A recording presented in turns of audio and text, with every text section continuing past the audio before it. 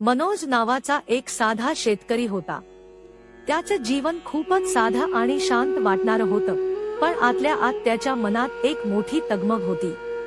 शेतात काम करणं, कुटुंबाची काळजी घेणं आणि दररोजच्या जीवनातील संकटांचा सामना करण्यात त्याचं जीवन व्यतीत होतं। तरीही त्याच्या मनात एक विचित्र असमाधान होतं, जणू काही त्याला काहीतरी मोठं गमावल्यासारखं वाटत होतं।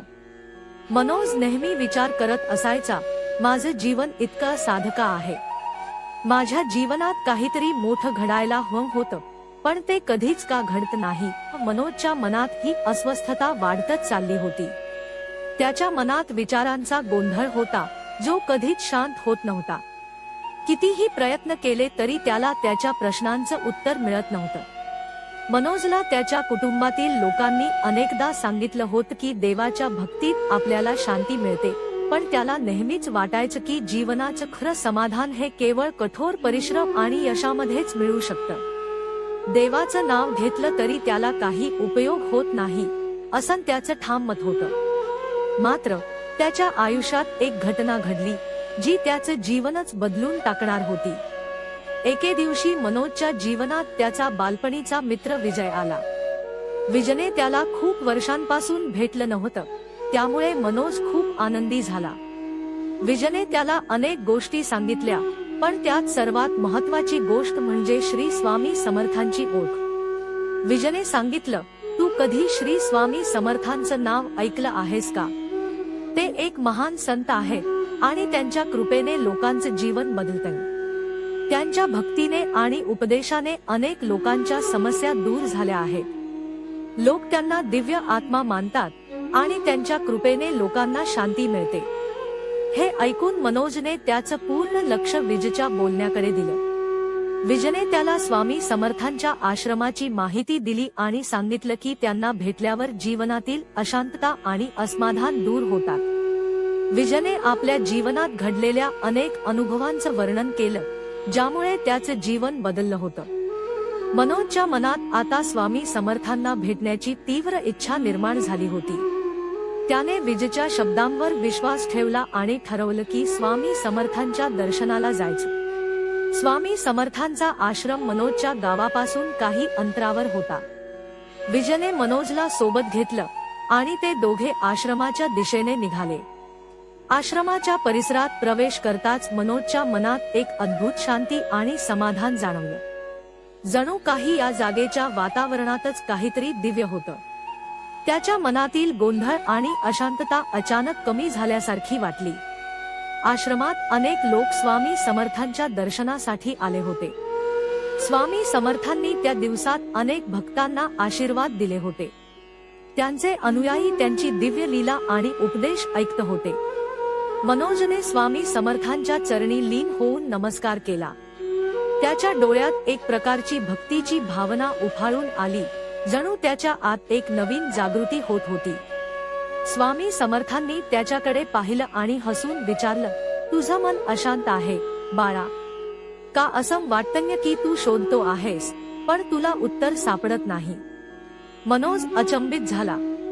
त्याने कधीच आपल्या मनातील गोष्ट कोणाला सांगितली नव्हती, पण स्वामी समर्थांनी त्याचं मन ओळखलं होतं। त्याने अत्यंत विनम्रतेने उत्तर दिलं, होय महाराज, माझं जीवन साधं आहे, पण माझं मन कधीच शांत होत नाही। काहीतरी हरवल्यासारखं वाटतंय, पण मला कळत नाही ते काय आहे। स्वामी समर्थांनी त्याला शांतपणे समजावलं, तू शोधतो आहेस ते समाधान तुझ्या आत आहे, बाहेर नाही। तुझं मन बाह्य गोष्टींमध्ये गुंतलेलं आहे, म्हणूनच तुला शांती मिळत नाही। बाहेरील गोष्टींवरून समाधान शोधण्याचा प्रयत्न करणं हा माणसाचा मुख्य दोष आहे। शांती, समाधान, आनंद या सगळ्या गोष्टी बाहेरच्या नाहीत, त्या तुझ्या आतच आहेत। हे ऐकून मनोज विचारात पडला। त्याच्या मनातलं गोंधळाचं कारण त्याला आता स्पष्ट झालं होतं। त्याने आपल्या मनाची स्थितीचं परीक्षण केलं आणि त्याला समजलं की त्याचं संपूर्ण जीवन बाहेर यशाच्या मागे धावत गेलं आहे। त्याला आता या सत्याचा साक्षात्कार झाला की आपलं मनच आपल्याला सुख किंवा दुःख अनुभवायला लावणारं साधन आहे। स्वामी समर्थांनी त्याला पुढे सांगितलं, स्वामी सांगतात की माणसाचं मन म्हणजे त्याच्या जीवनाचा प्रमुख भाग आहे। ते जर असंतुलित असेल तर जीवन कधीच शांतीत जाऊ शकत नाही. पण जेव्हा तू तुझं मन शांत केलंस तेव्हा सगळं ठीक होईल. स्वामी समर्थांनी मनोजला त्यांच्या महान तत्वज्ञानाचा आणखी एक महत्त्वाचा भाग शिकवला, निष्काम कर्म. स्वामी समर्थांनी त्याला समजावलं की माणसाने नेहमी आपलं कर्तव्य पार पाडावं, पण फलाची अपेक्षा न करता. कर्माची फलप्राप्ती ही परमेश्वराच्या हातात आहे आणि माणसाने फक्त कर्म करायला पाहिजे. फलाच्या अपेक्षेने मन अशांत होतं आणि त्यामुळे दुःख निर्माण होतं. स्वामी समर्थ म्हणाले, तू तुझं काम ईश्वराला अर्पण कर, फळाच्या अपेक्षेशिवाय काम कर. जेव्हा आपण निष्काम कर्म करत असतो तेव्हा आपलं मन निष्काम होतं आणि त्या मनाने आपल्याला जीवनातली खरी शांती मिळते. हे तत्वज्ञान मनोजच्या जीवनाचा आधार बनलं. त्याने ठरवलं की आपल्या जीवनातल्या प्रत्येक कर्माचं पालन स्वामींच्या शिकवणीप्रमाणे करायचं आणि फळाची अपेक्षा न करता परमेश्वराच्या चरणी अर्पण करायचं. स्वामी समर्थांनी मनोजला साधना आणि ध्यानाचं महत्त्वही समजावून सांगितलं. त्यांनी सांगितलं की स्वामी सांगतात की साधना ही माणसाच्या मनाचं शुद्धीकरण करण्याचं सर्वात प्रभावी साधन आहे. साधनेतून माणसाचं मन शुद्ध, शांत आणि प्रेमळ होतं. मनोजने स्वामींच्या मार्गदर्शनानुसार साधना सुरू केली. सुरुवातीला त्याला ध्यान करताना अनेक अडथळे जाणवले, कारण त्याचं मन शांत बसत नव्हतं. त्याला बाहेरील विचारांचा प्रचंड गोंधळ अनुभवायला मिळाला. पण स्वामी समर्थांनी त्याला धीर दिला आणि सांगितलं, ध्यानातली शांतता हळूहळू येते. फक्त नियमित साधना कर आणि तुझं मन आपोआप शुद्ध होईल. साधनेच्या या मार्गावर चालताना मनोजला एक अनोखा अनुभव येऊ लागला. त्याच्या मनातील गोंधळ कमी होऊ लागला आणि त्याचं मन अधिक शांत होत गेलं. साधनेतून त्याला परमेश्वराचं अस्तित्व जाणवलं आणि त्याच्या जीवनात एक नवीन दृष्टिकोन निर्माण झाला. स्वामी समर्थांच्या उपदेशांचा प्रभाव मनोजच्या जीवनात लगेचच दिसायला लागला. त्याच्या मनातला गोंधळ कमी झाला. त्याने आपल्या शेतातील कामावर लक्ष केंद्रित केलं, पण आता तो कामाचं फळ मिळेल की नाही याची चिंता करत नव्हता. त्याने एक प्रकारचं समाधान आणि शांती अनुभवायला सुरुवात केली.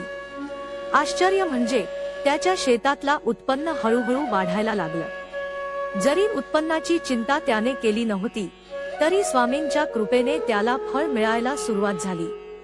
मनोजच्या मानसिक शांततेचा परिणाम त्याच्या कुटुंबातही दिसू लागला. आधी तो नेहमी चिंतेत असे, त्यामुळे कुटुंबातील वातावरणही ताणग्रस्त असे. पण आता तो शांत आणि समाधानात होता, ज्यामुळे कुटुंबातील सदस्यांनाही त्याचा सकारात्मक परिणाम झाला.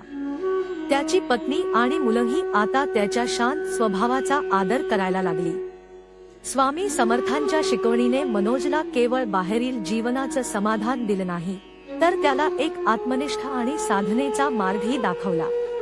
त्याने आपल्या आतल्या अंतरात्म्याशी संवाद साधायला सुरुवात केली. त्याच्या दैनंदिन जीवनात ध्यान आणि साधनेचा मोठा भाग बनला. स्वामी समर्थांच्या शिकवणींना अनुसरून त्याने ध्यान साधना केली आणि त्याच्या आतली शांती शोधायला सुरुवात केली. स्वामी समर्थांच्या कृपेने आणि त्याच्या कष्टाने मनोजची आर्थिक स्थिती हळूहळू सुधारली. त्याच्या मेहनतीचं फळ त्याला मिळायला लागलं. त्यामुळे तो गावात आदराने पाहिला जाऊ लागला. लोक त्याला विचारायला लागले की तुझ्या जीवनात इतका मोठा बदल कसा झाला. त्याने त्याच्या मित्रांना आणि ओळखीच्या लोकांना स्वामी समर्थांच्या शिकवणीचं महत्त्व सांगितलं. मनोजने गावातील अनेक लोकांना स्वामी समर्थांच्या आश्रमात नेलं आणि त्यांचंही जीवन बदलण्यास मदत केली.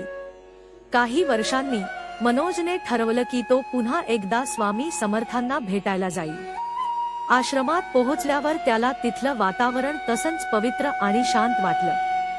स्वामी समर्थांनी त्याला पुन्हा एकदा दर्शन दिलं आणि यावेळी त्यांनी मनोजच्या मनातील बदल ओळखला.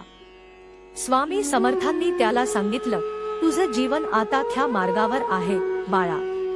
तू आतून शांत झालास, आता तुला बाहेर काहीच मिळवायचं नाही. आतली शांती हीच तुझी खरी साधना आहे.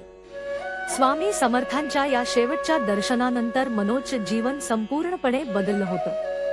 आता त्याला जीवनात कोणत्याही प्रकारच्या यशाचं फळ मिळण्याची अपेक्षा नव्हती. त्याच्या मनात केवळ कर्तव्यभाव आणि साधना होती. स्वामी समर्थांनी दिलेली शिकवण त्याच्या जीवनाचा आधार बनली होती.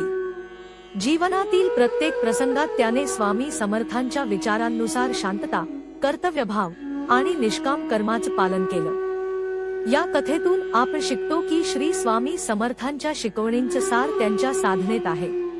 त्यांनी सांगितलेल्या भक्तीच्या मार्गावर चालल्यास जीवनातली अशांतता आणि दुःख संपतात आणि आपल्या जीवनात आनंद, समाधान आणि शांती प्राप्त होते. स्वामींच्या शिकवणीतून मिळणारा हा दिव्य संदेश प्रत्येकाच्या जीवनात प्रकाश आणतो. श्री स्वामी समर्थांनी आपल्याला दिलेला हा सद्गुरूंचा संदेश केवळ शब्दांपुरता मर्यादित नाही, तर तो आचरणात आणल्यास आपण परमेश्वराच्या जवळ जाऊ शकतो.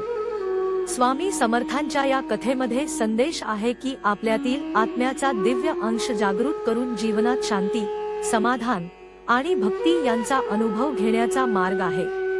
तुम्ही हा मार्ग अनुसराल तर निश्चितच श्री स्वामी समर्थांचा आशीर्वाद आणि त्यांचा संदेश तुमच्या जीवनाचा भाग होईल. स्वामी सांगतात की तुमचं हृदय परमेश्वराचं निवासस्थान आहे, तेथेच तुम्हाला परमेश्वर मिळेल. श्री स्वामी समर्थ महाराज की जय.